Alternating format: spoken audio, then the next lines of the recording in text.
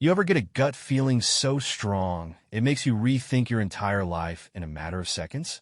Yeah, well, mine came while I was standing in line at the airport, staring at the canceled flight notification on my phone, realizing the universe was practically shoving me back home. Some guys find out their wife is cheating through texts or whispered gossip. I got mine wrapped up in a neat little birthday gift. I was supposed to spend my birthday hiking through the Smoky Mountains, drinking overpriced bourbon at some fancy lodge my wife, Madison, had picked out. It was her idea, actually. She called it my solo adventure, a chance to unwind, reflect, and do all that man in nature crap she always said I needed. You work too hard, babe, she told me. I want you to have a weekend just for yourself. No responsibilities. No stress. I should have known right there. That kind of generosity doesn't just appear out of nowhere, especially when your wife has spent the last year barely tolerating your presence. But I took the bait like the good husband I was. She even booked the flights, packed my bags, and made sure I left the house like a clueless idiot who didn't suspect a damn thing. I actually felt grateful for her thoughtfulness. Looking back, she was a little too enthusiastic about me leaving. I should have questioned it when she insisted on driving me to the airport herself. Normally, she'd rather wrestle a raccoon than deal with airport drop-off traffic, but that day, she was practically beaming as she kissed me goodbye and waved like I was a soldier heading off to war. My flight got canceled due to some mechanical failure. Lucky me. The airline gave me the option to wait another 24 hours for a rebooking, but I figured, why waste a perfectly good night at home? Maybe I'd surprise her for once. So I grabbed my bag, hopped in an Uber, and headed straight back. You ever watch a horror movie where the protagonist walks into a house they shouldn't? Where the music gets all eerie, and you start screaming at the screen, "Don't go in there, idiot!" Yeah, that was me. I just didn't know it yet. The Uber ride home was uneventful. No ominous storm clouds rolling in. No eerie music playing in the background. Just a driver named Carl who wouldn't stop talking about his fantasy football league. If only I'd known what was waiting for me, I would have let Carl explain his entire draft strategy just to delay the inevitable.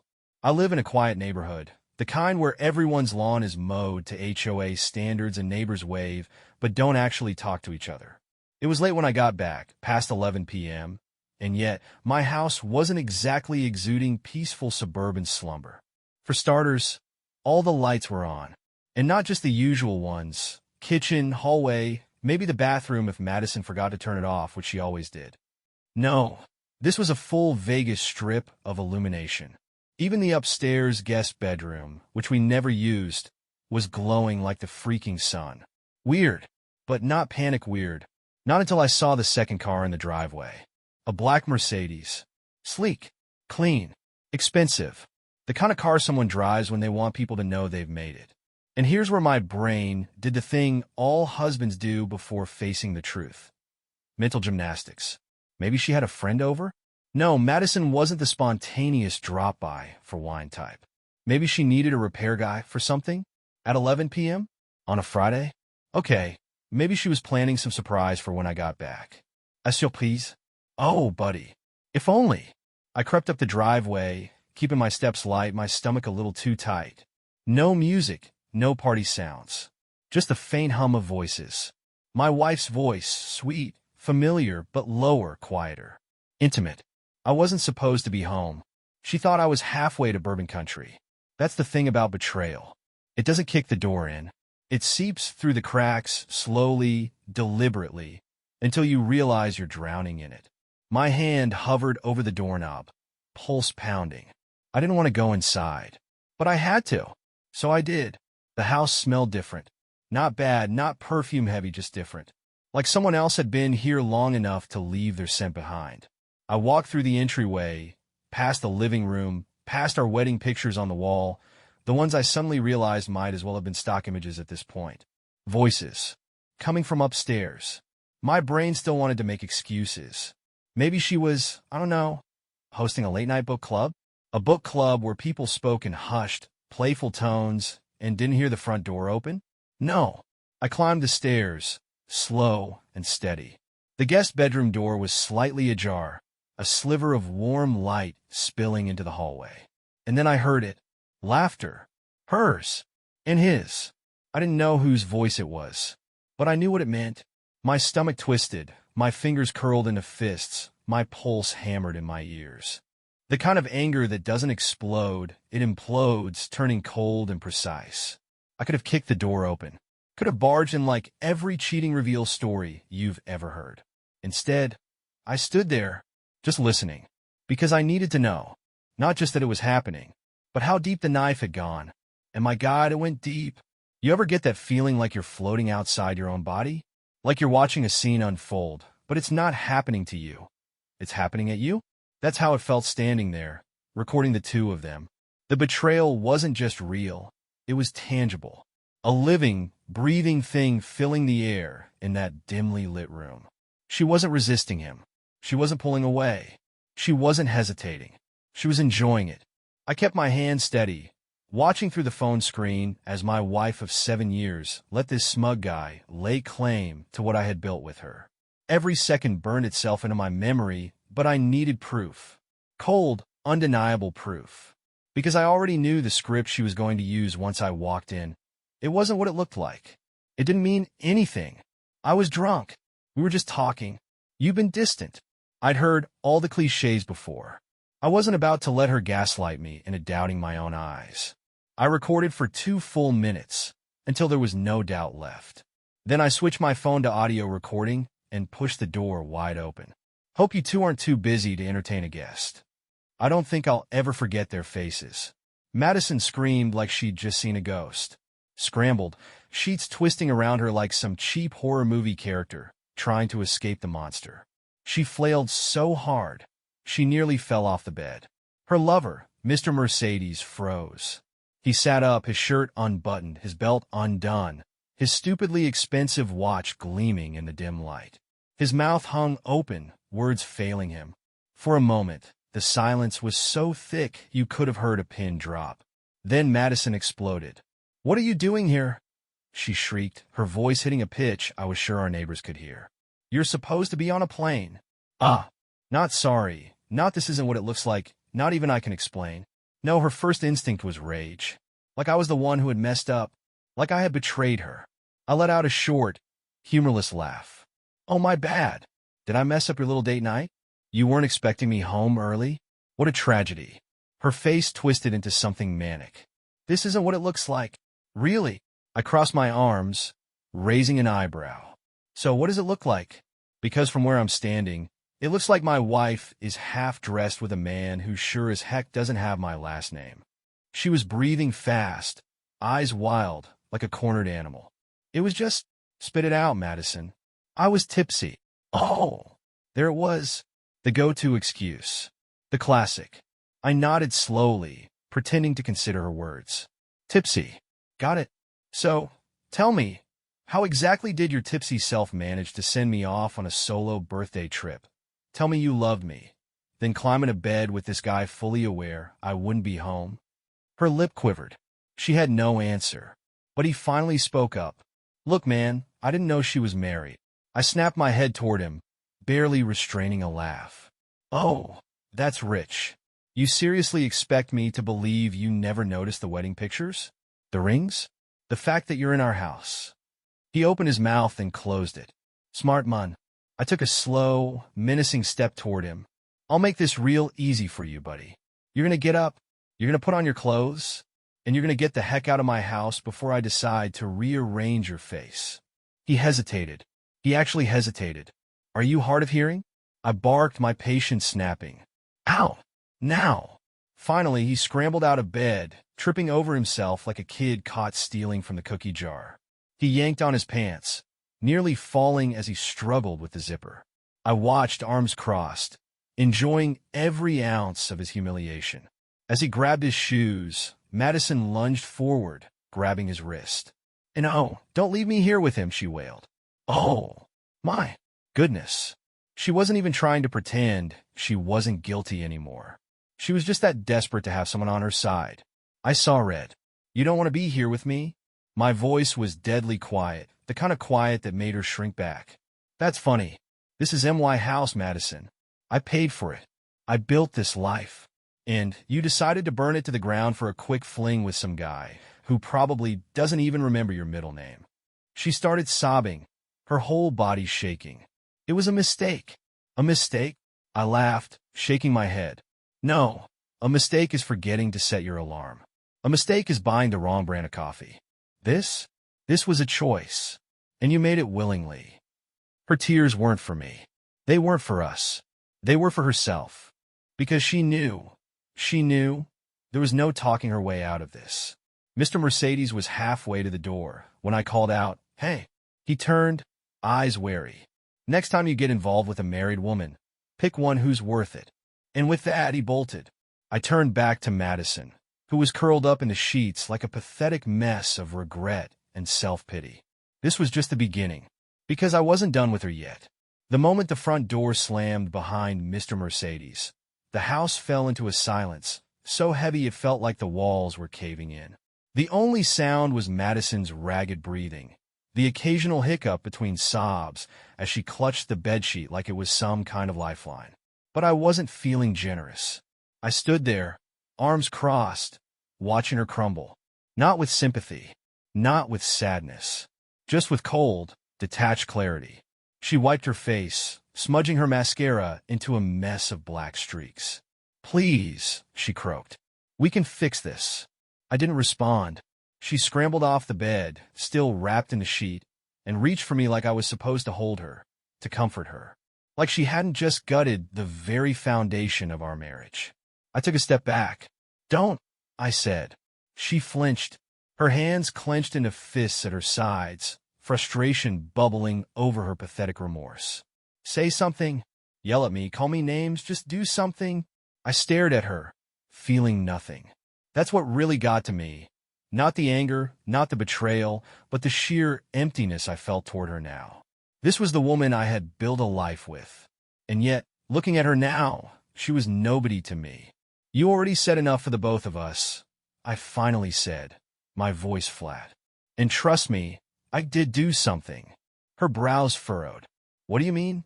I pulled my phone out of my pocket and waved it slightly, letting the dim bedroom light catch the reflection on the screen. Her entire body locked up. "You." Recorded every second. I confirmed, tapping my finger against the device. Video and audio.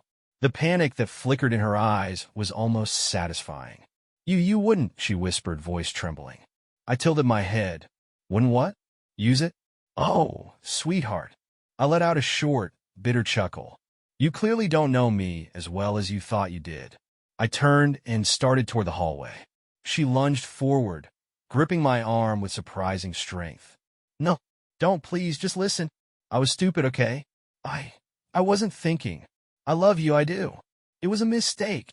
"Right," I said, shaking her off like a piece of lint. A mistake that conveniently lasted long enough for me to get 2 full minutes of HD quality evidence. Her face twisted. "You were spying on me?" I stopped in the doorway, slowly turned my head back toward her. She had the audacity to look offended. "You're seriously going to stand there and act like I'm the villain?" I asked, raising an eyebrow. "You orchestrate this whole betrayal, lie to my face, laugh in our bed with another man, and now I'm the problem because I caught you?" Her lips trembled. "It wasn't supposed to be like this." I let out a sharp exhale through my nose. "Well, congratulations, Madison. You didn't just ruin our marriage. You ruined my respect for you. And that's not something you come back from." I walked down the stairs, her footsteps following close behind, each one growing more frantic. "Where are you going?" she cried. "Not where," I said, grabbing my car keys from the table. "It's where you're going that matters." She stopped dead in her tracks. "What?" I turned to her, expression blank. "Pack your stuff. You're leaving." Her face went white. "What?" "You heard me." I jerked my chin toward the stairs. "Get your things and go." Her head shook so fast it was almost comical. No, you can't just kick me out. This is our house." "No, it's my house." I grabbed my phone again, tapping the screen. "And unless you want this little home video making its way to your family, your boss, or heck, maybe even his wife." "Oh my God, you're blackmailing me?" she screeched. "Not blackmail," I said, shrugging. "Just giving you extra motivation to move your cheating, but out of my home before the sun comes up." She clutched her chest, her breath coming in short, panicked bursts. I have nowhere to go. Not my problem, I said flatly. She let out a choked sob. I haven't no money. Again, not my problem. Her knees buckled, and she practically collapsed onto the couch, hands yanking at her own hair in frustration. You can't do this to me. I slipped on my jacket and opened the door. Watch me. Then I walked out, because I'd heard enough. And for the first time in years, I finally felt free. Not by a long shot, because Madison wasn't the type to go down without a fight. And I knew she was about to make this even uglier. She just didn't realize I was ready for it. I thought that would be the end of it. I truly did. I gave Madison the choice. Leave with what little dignity she had left, or make things worse for herself. Apparently, she chose the latter. I spent the night at a cheap motel. Not because I had to, but because I needed space to think. My entire life had just imploded, and even though I was done with her, I still needed a plan. Divorce lawyers, property division, financial assets. It wasn't just about throwing her out. It was about making sure she didn't somehow drag me through the mud with her. I barely slept, running scenarios in my head, wondering how she was going to react. At 7 a.m., I got my answer. My phone buzzed. A lot. At first, I ignored it. But when I finally checked, I saw a string of missed calls and messages from our friends. The same ones who had RSVP'd to our wedding, sent us Christmas cards every year, the ones who were supposed to have my back. Instead, my notifications were filled with, "Dude, what's going on? Why would you do this to Madison? You seriously kicked her out in the middle of the night? Man, I never expected this from you. This is low. Low." I immediately scrolled through my contacts, found Madison's name, and called. Straight to voicemail. She had done it. She had spun the entire story in her favor. I yanked my laptop out of my bag and went straight to social media. And there it was. A long, heartfelt post from Madison. I never thought I'd be in this position, but I have no choice. Last night, my husband, someone I loved, someone I trusted, threw me out of our home with no warning, no money, no support. I have nowhere to go. I never cheated, I never hurt him. I was just trying to love him, but I guess that wasn't enough. If anyone has a place I can crash, please let me know. I feel so lost. I actually laughed. The audacity. And the worst part? People believed her. The comments were flooded with sympathy. Stay strong, Maddie. I always knew he was controlling. If you need anything, I got you, girl. I was shaking with anger. She wasn't just lying. She was playing the victim. Fine. If she wanted to play that game, I'd win. I went back to my messages, found the most persistent, "Why would you do this to Madison?" text her, and called them. It was Jake, one of my closest friends. He picked up immediately. "Dude, what the hell?" His voice was already filled with judgment.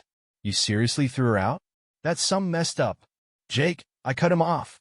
"Let me send you something. And after you watch it, then we can talk." I didn't wait for him to respond. I sent him the video. The one where Madison was very clearly not just trying to love me, but rather having the time of her life with another guy in our bed. The read receipt popped up. Then silence. Then, "Holy dude, she said it was fake." I actually snorted. "Fake?"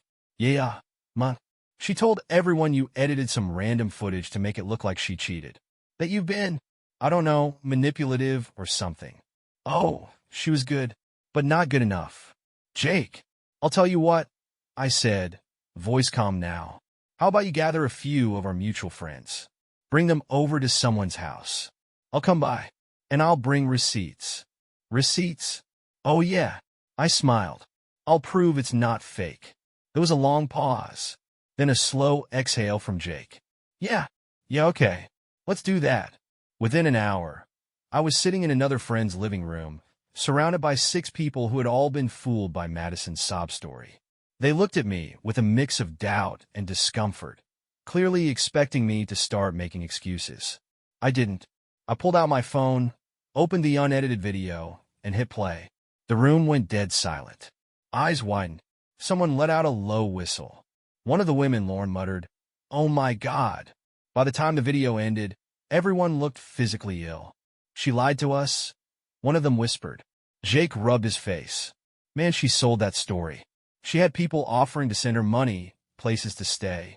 She made it sound like you were some psycho husband who threw her out for no reason.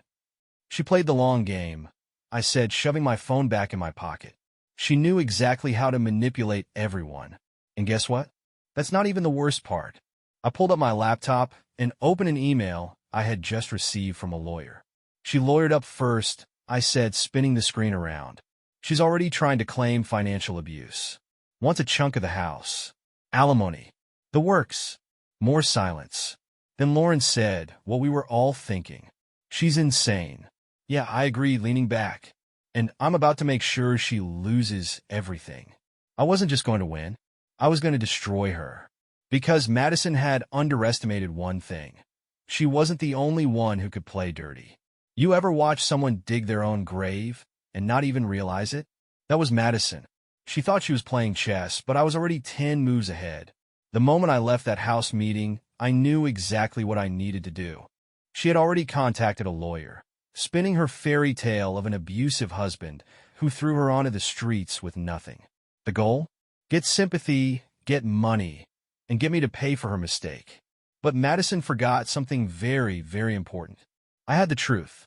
The next morning, I paid a visit to a divorce attorney, a good one. I didn't walk in like a broken-hearted fool begging for help. No, I walked in with a plan. I laid it all out. The evidence, the lies, the manipulated social media posts, and my favorite part, the financial discrepancies that showed she had her own secret bank account. Oh yeah, she had been siphoning money into it for months, preparing for the day she'd leave me first. The affair wasn't just some mistake. It was a strategy gone wrong.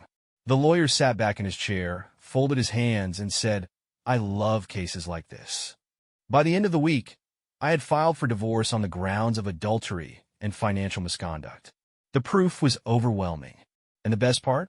Because I had everything documented, she didn't have a leg to stand on. Then came the fun part. I sent her one text. Madison, I know what you're trying to do. I know about the lies, the fake abuse claims, and the bank account.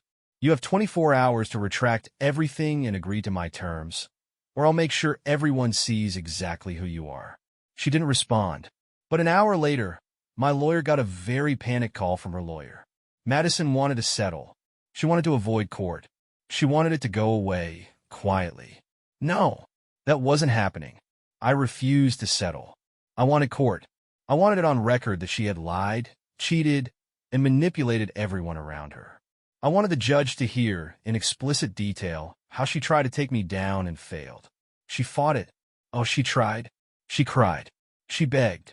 She even tried to seduce me one last time, saying we could just move on from this. I laughed in her face. And then I destroyed her in court. The judge ruled in my favor on everything. She got nothing. No alimony. No part of the house. Not even her own car, because guess what? I had bought it under my name. She had to pay my legal fees. Oh yeah, the same woman who went on social media crying about being broke and abandoned suddenly had to find a way to cough up thousands of dollars to pay me. Her reputation was in the gutter. Remember all those mutual friends? The ones who believed her at first? They turned on her so fast it gave her whiplash. Some even publicly apologized to me for taking her side. And the best part? The video. I never had to post it. I never had to leak it. The threat of it alone was enough to keep her from ever trying to mess with me again. Madison left the courtroom that day with nothing except a black mark on her name and a future filled with regret. On the other hand, I walked out a free man. I sold the house, moved to a new city, and started fresh. And let me tell you, there is nothing more satisfying than knowing the person who tried to ruin you is out there miserable, while you're thriving. So, to anyone out there who ever finds themselves in my shoes, just remember, the best revenge isn't getting angry. The best revenge is winning. And I won.